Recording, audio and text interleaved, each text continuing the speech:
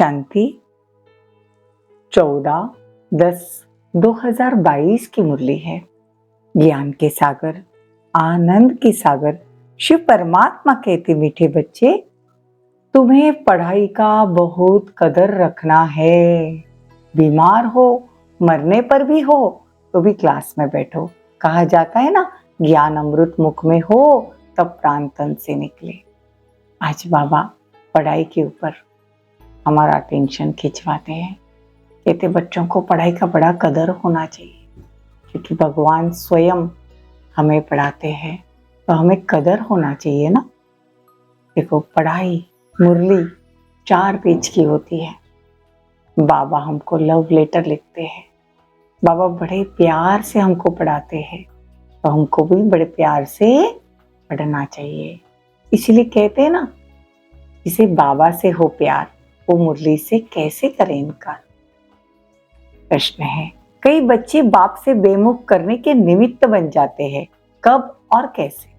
उत्तर है, जो आपस में भाई बहनों से रूठकर पढ़ाई छोड़ देते हैं और गुरु के निंदक बन जाते हैं, उन्हें देख अनेक बाप से बेमुख हो जाते हैं। आज अच्छा पढ़ते हैं, कल पढ़ाई छोड़ देते हैं तो दूसरों को कह न सके कि तुम पढ़ो। ऐसे बच्चे उच्च पद से वंचित हो जाते हैं। इसीलिए कभी भी मुरली सुनने के बाद या सेंटर से कोई भी भाई बहनों की कोई बातें पर चिंतन नहीं करना चाहिए, क्योंकि बाबा कहता है ना, ड्रामा कल्याणकारी है तो रूठना नहीं चाहिए। कोई अगर पेपर आता है तो पास होना है उसमें। गीत है, महफिल में जल उठी क्षमा, ओम शांति। गीत का अर्थ बच्चों ने समझा। जिन्होंने यह गीत बनाया है वो उसका अर्थ नहीं जानते। देखो कितने वेद शास्त्र उपनिषद बनाए, परंतु एक भी यथार्थ अर्थ को नहीं जानते। बाबा कहते सब waste of time, waste of energy है। बहुत मंदिर बनाए, जब तब किए, कितना पैसा खर्चा किया, फिर भी बाप से तो कोई मिल नहीं सका ना। जब तक खुद भगवान नीचे नहीं आते, अपनी पहचान नहीं देते हैं, तब तक हम भी तो नहीं पहचान पाए ना। तो बाबा कहते हैं ऐसे नहीं कि शिव बाबा ज्ञान देकर चला जाए फिर सतयुग में उनकी जयंती मनाएंगे, नहीं। आधा कल्प जो भी शरीर छोड़ेंगे तो उनकी बरसी क्रियाक्रम नहीं करेंगे। देखो सतयुग की बातें बाबा बता रहे कि सतयुग में कैसे रिवाज होंगे। गौदान करना, पितरों को खिलाना आदि नहीं होगा, क्योंकि दान दूसरे जन्म के लिए किया जाता है।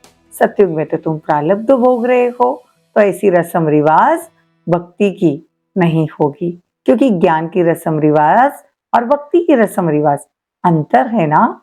गीत सुना, चारों तरफ लगाए फेरे, फिर भी हरदम दूर रहे।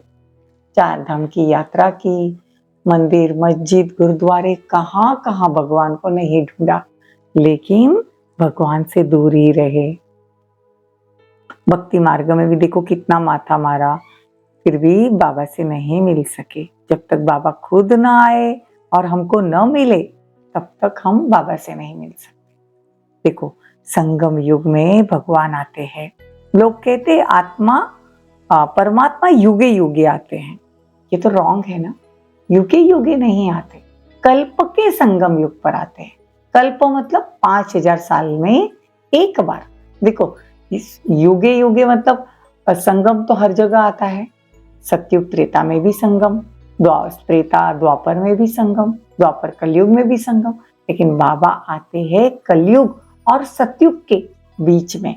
वो संगम पर भगवान आते हैं, और वो भी 5000 साल में एक ही बार आते हैं। तो बाबा कहते हैं कि मैं आता ही हूँ कल्प के संगम युग पर। देखो परमात्मा के 24 अवतार दिखाते। बाबा कहते ये सब बातें रॉन्ग है। तुम्हारी कोई स्थूल युद्ध नहीं है, तुमको युद्ध करनी है लेकिन माया से। तुम्हारी स्थूल में युद्ध नहीं, तुम्हारी युद्ध है रावण से। तो रावण पर जीत पानी है। और योद्धा कौन है? तुम्हारा मेन योद्धा कौन है? काम। काम पर जीत पानी है। तो बाबा कहते हैं पापों का बोझा सिर पर बहुत है, मौत सिर पर खड़ा है। सतयुग में तो मौत का डर नहीं होगा, क्योंकि वहां अकाली मृत्यु नहीं होती। तो बाप ऐसी दुनिया में ले जाते हैं, तो ऐसे बाप की श्रीमत पर चलना चाहिए। ये सुप्रीम टीचर भी है, तो बच्चों को पढ़ाई पर पूरा ध्यान देना चाहिए। आज बाबा बार बार एक ही बात समझाते हैं कि बच्चों को पढ़ाई पर पूरा ध्यान देना चाहिए। ये सुप्रीम टीचर है, तो बच्चों को पढ़ाई पर पूरा ध्यान देना चाहिए। बहुत है जिनको पढ़ाई का कदर नहीं। समझो कोई बीमार है, सख्त बीमार है, मरने पर है, उसको भी क्लास में ले आना चाहिए। कहते ना, ज्ञान अमृत मुख में हो, गंगा का तट हो, तब प्राण तन से निकले। तो पढ़ाई का इतना कदर होना चाहिए।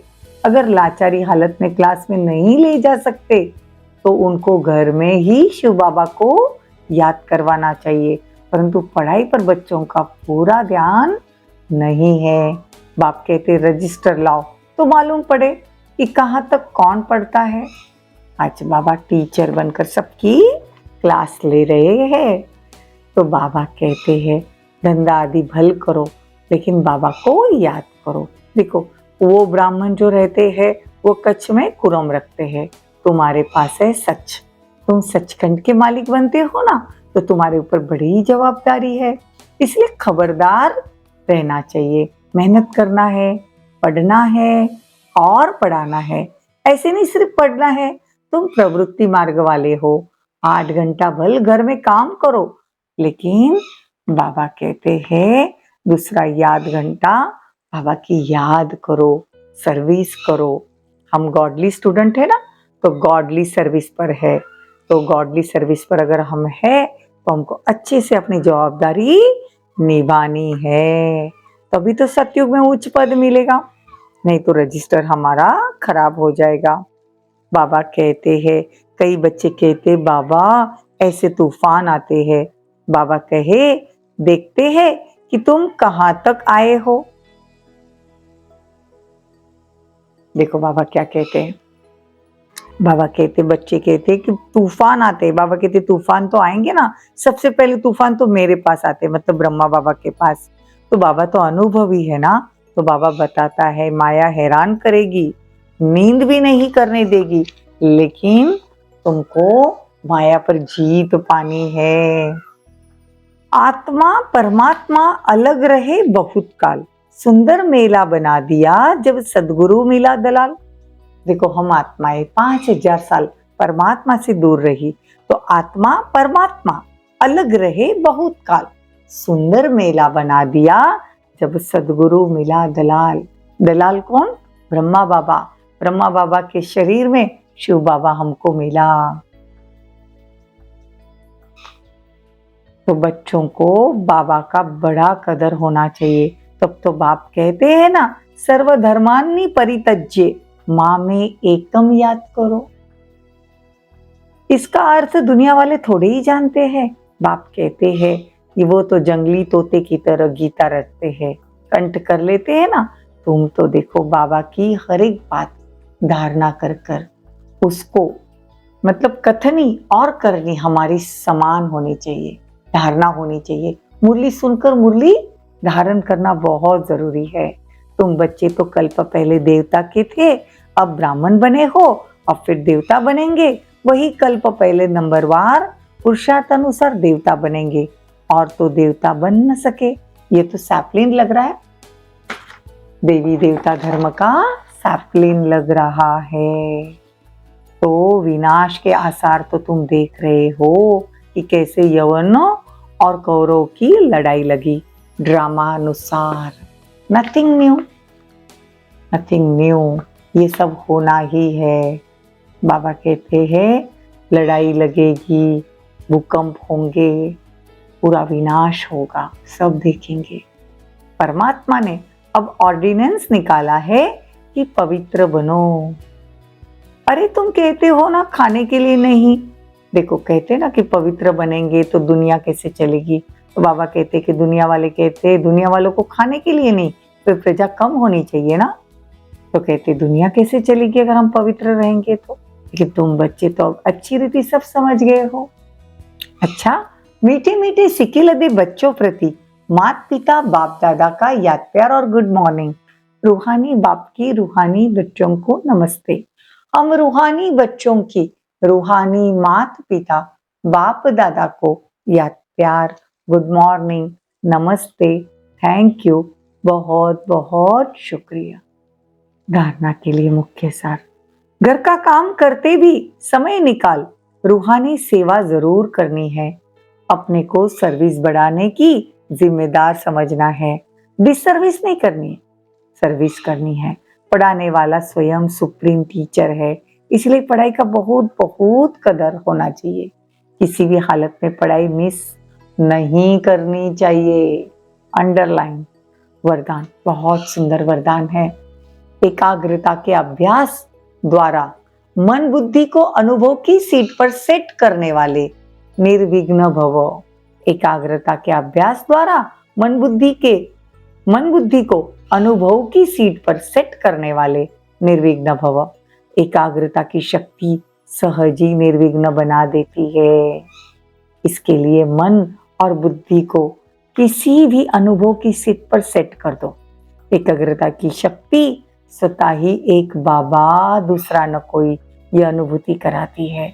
इससे सहज ही एक स्थिति बन जाती है। सर्व के प्रति कल्याण की वृत्ति रहती है। एकाग्रता के अभ्यास से भाई भाई की दृष्टि रहती है। उसे कभी भी कोई कमजोर संस्कार, कोई आत्मा व प्रकृति किसी भी प्रकार की रॉयल माया अपसेट नहीं कर सकती। इतनी बड़ी बात है।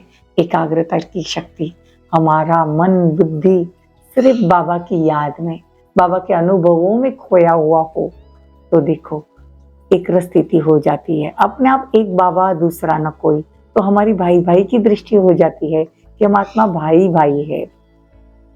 तो बाबा वो कहते कि रॉयल माया भी आएगी ना तो हम अपसेट नहीं होंगे।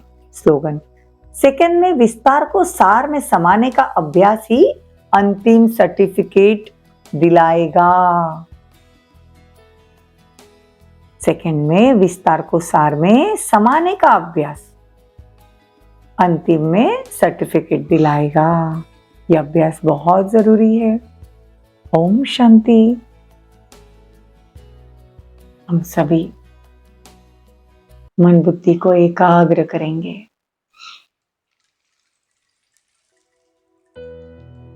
अपने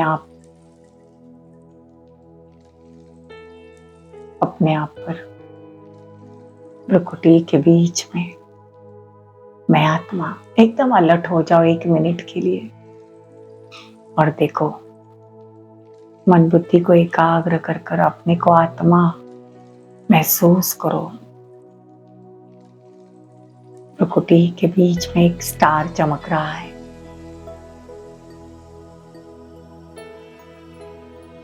एक छोटा सा बिंदु, एक छोटा सा स्टार।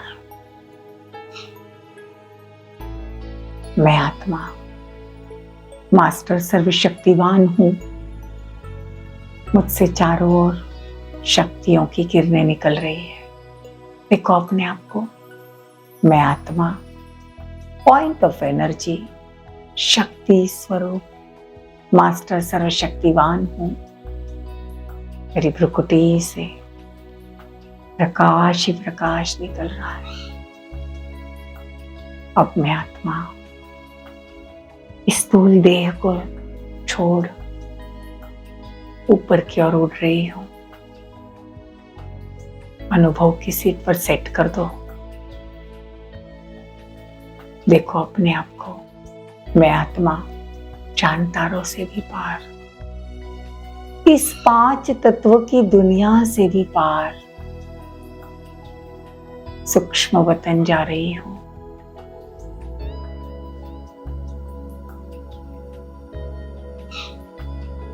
अब सूक्ष्म वतन से भी पार परम धाम, सीधा परम धाम।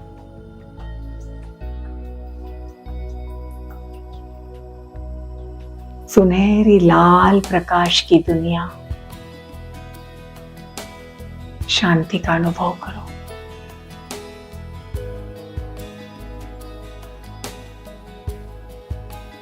मैं आत्मा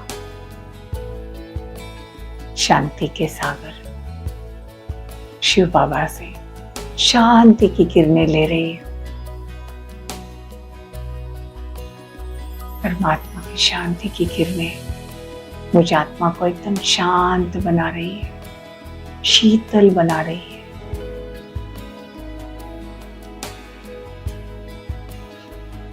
परमात्मा की शांति की किरणों में मैं आत्मा एकदम शीतल बनती जा रही हूं। अनुभव करो अपने आत्मा शिव बाबा से शांति की शक्ति लेकर वापस नीचे की ओर, अपने स्थूल देह की ओर। मैं आत्मा वापस अपने स्थूल देह में, मेरी भ्रुकुटी से शांति की प्रकंपन निकल रहे हैं और पूरे घर, जहां भी मैं आत्मा बैठी हूं, वहां शांति के वाइब्रेशन फैल गए।